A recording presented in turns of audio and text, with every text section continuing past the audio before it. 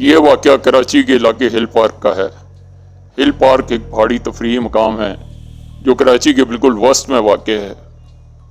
ہل پارک سے کچھ دور ایک پرانا اسکول ہے جو ایک دور میں تعلیم و تدریس کا مینار ہوا کرتا تھا، لیکن اب وہ کھنڈر بن چکا ہے۔ اس کے بارے میں مختلف کہانیاں گردش کرتی رہتی ہیں۔ لوگ کہتے ہیں کہ یہ اسکول کسی پرانے قبرستان پر بنایا گیا تھا، جس کی وجہ سے اس قبرستان کی روحیں اس اسکول میں بھٹکتی ہیں اور اپنی آخری آرام گاہ کی بے حرمتی کا بدلہ لیتی ہیں۔ بہت سے لوگ اس اسکول میں غائب ہو چکے تھے جن کا آج تک پتہ نہیں چل سکا تھا۔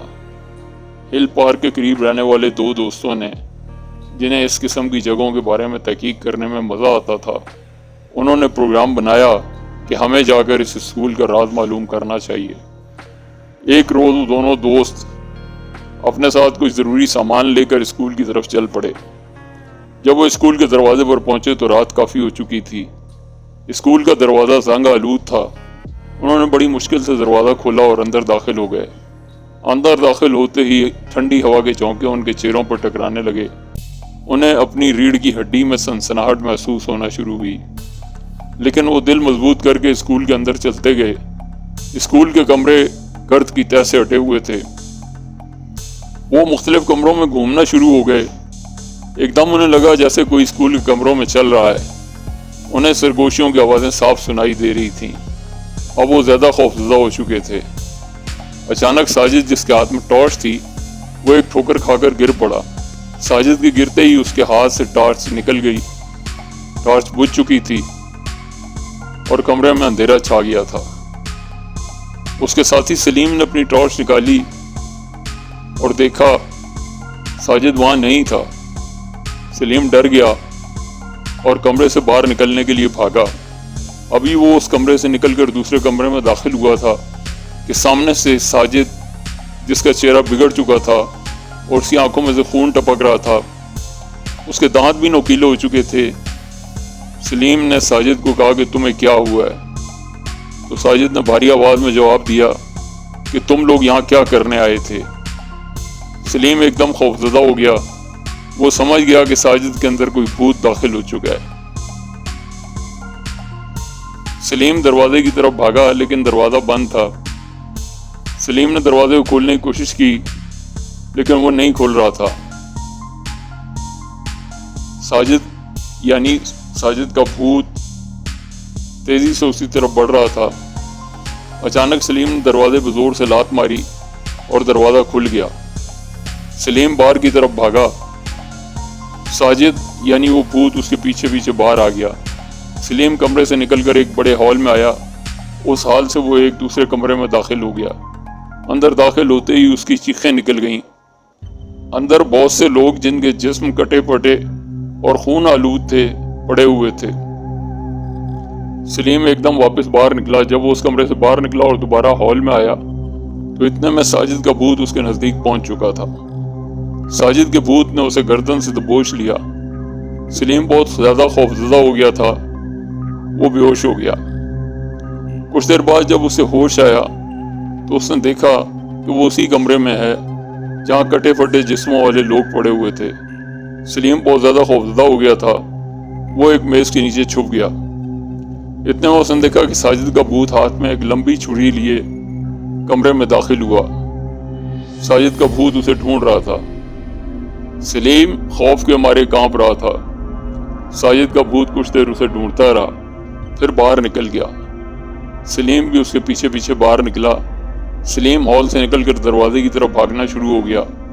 ساجد کا بھوت اس کے پیچھے بھاگ رہا تھا، لیکن سلیم اپنی زندگی بچانے کے لیے بھاگ رہا تھا۔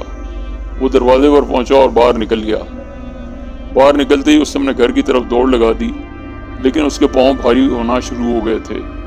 اسے محسوس ہو رہا تھا کہ ساجد کا بھوت اس کے پیچھے پیچھے آ رہا ہے۔ وہ بہت تیزی سے اپنے گھر پہنچا، دروازے کی بیل بجائی۔ اس کے والد باہر آئے اور سلیم کی حالت دیکھ کر پریشان ہو گئے۔ انہوں نے کہا کہ تم کہاں گئے تھے؟ تمہارے ساتھ کیا واقعہ پیش آیا ہے؟ سلیم نے کہا مجھے اندر آنے دیں اور دروازہ بند کر لیں۔ انہوں نے دروازہ بند کر دیا۔ سلیم اندر آ چکا تھا۔ اس کے والد اس کو لے کر اس کے کمرے میں آ گئے۔ سلیم کے سارے کپڑے خون آلود ہو چکے تھے۔ سلیم کے والد اور والدہ اس کے بعد بیٹھ گئے، دونوں بہت پریشان تھے۔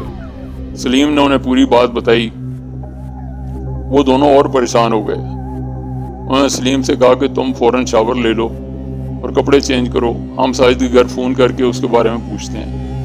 انہوں نے ساجد کے گھر فون کیا تو ساجد کے گھر والے ساجد کے لیے پریشان تھے، وہ گھر میں موجود نہیں تھا۔ سلیم کے والدین نے سلیم کو کہا کہ تم کچھ دیر آرام کرو، صبح دیکھیں گے۔ سلیم جا کر اپنے بستر پر لیٹ گیا۔ اس وقت رات کے 3 بج رہے تھے۔ کچھ دیر کے بعد سلیم کو یوں لگا جیسے اسے کمرے میں کوئی کھڑا ہے۔ سلیم نے ہڑبڑا کر آنکھیں کھولی، اسے ایک سایہ تیزی سے کمرے سے نکلتا ہوا نظر آیا۔ سلیم بہت ڈر گیا تھا۔ خیر وہ پھر بستر پر لیٹ گیا اور سونے کی کوشش کرنے لگا، لیکن نیند اس کی آنکھوں سے کوسوں دور تھی، وہ سو نہ سکا۔ اگلی صبح وہ ساجد کے گھر گیا۔ اس نے ساجد کا پتہ کیا، اس کے والدین اس کو ڈھونڈ رہے تھے، لیکن اس کو کچھ پتہ نہیں چل رہا تھا۔ سلیم نے انہیں پوری بات سنائی تو وہ اور پریشان ہو گئے۔ سلیم کچھ دیر وہاں رکا اور پھر اپنے گھر آ گیا۔ وہ رات کا بھی تھکا ہوا تھا، بستر پر لیٹ گیا اور اس کی آنکھ لگ گئی۔ کچھ دیر بعد اس کو لگا جیسے کوئی اس کی گردن دبا رہا ہے۔ اسے اپنا سانس بند ہوتا ہوا محسوس ہوا۔ اس نے آنکھیں کھول دیں اور دیکھا کہ ساجد کا بھوت اس کے سینے پہ بیٹھا ہوا تھا اور وہ اس کی گردن دبا رہا تھا۔ سلیم نے زور زور سے چیخنے کی کوشش کی، لیکن اس کی آواز نہیں نکل رہی تھی۔ ساجد کے بھوت نے اسے کہا، تم کیا سمجھتے تھے کہ تم مجھے وہاں چھوڑ کر یہاں چین کی زندگی گزار لو گے؟ میں تمہیں لینے آ گیا ہوں، اب تمہیں میرے ساتھ جانا ہوگا۔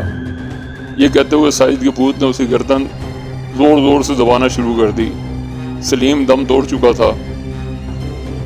دوپہر میں جب اس کے والدین اس کے کمرے میں آئے کہ وہ دوپہر کا کھانا کھانے بھی کمرے سے باہر نہیں آیا تھا، انہوں نے دیکھا کہ بیڈ پر سلیم بے حس و حرکت پڑا ہوا ہے۔ انہوں نے فوری طور پر ڈاکٹر کو بلایا، لیکن ڈاکٹر نے اس کی موت کی تصدیق کر دی۔ آج تک نہ سلیم کی موت کا پتہ چل سکا اور نہ ساجد کی گمشدگی کا۔ Dear viewers, if you like to watch this kind of stories, do subscribe, like and share our channel. Thank you.